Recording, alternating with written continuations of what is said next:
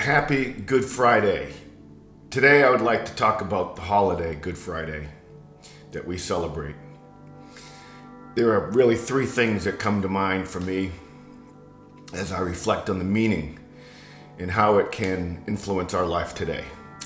First is the power and sacrifice of love. Showing selfless love and compassion just in our own lives. You know, there are people that are begging for some of our compassion. Some people just can't help themselves. You know, and then the second thing is hope through suffering. You know, Good Friday teaches us that even in the darkest moments, there's a promise of renewal.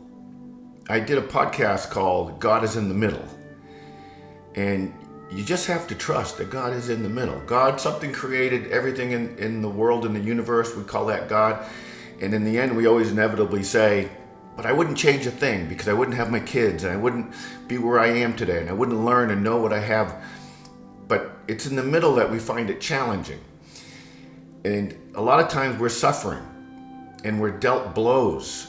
I have a friend whose kid got brain damage in an accident. It's terrible. Every time I see it, it breaks my heart.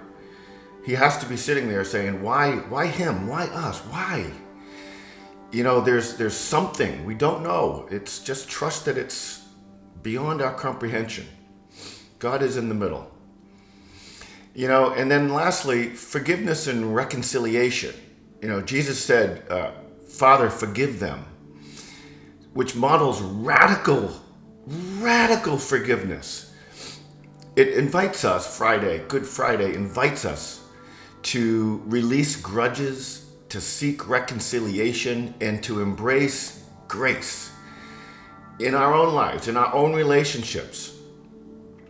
There's a person begging for your grace out there. Trust me. There's a guy at the gym. This guy drives me nuts.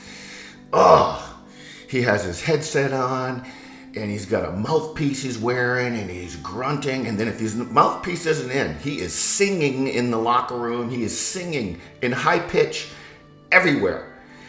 And for a while, I just hated this guy. I just literally the word hate came to mind. I can't stand this guy.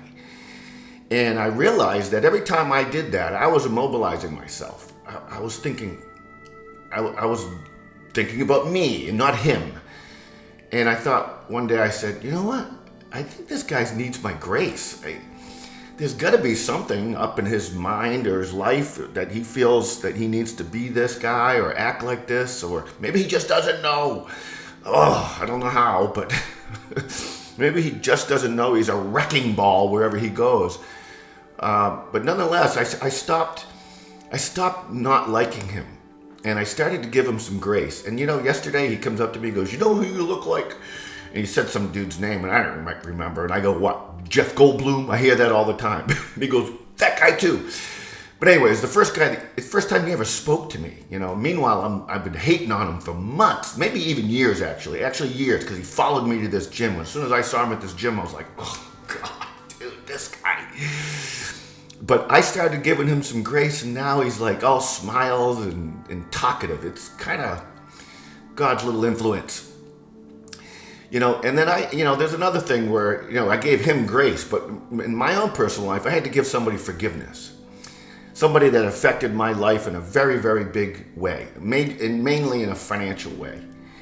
And it was the spark of a long period of deep depression for me. And I actually couldn't start my new journey until I had let go. I needed to let go and forgive this person.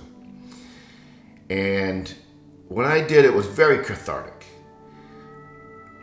There is forgiveness in our heart. Sometimes it's only a little bit. You need to find that forgiveness and grow it. Find that grace and grow it. Who can you forgive today?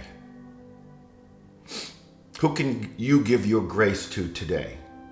Step out of your comfort zone. Simply let go and grow. Thank you for your time.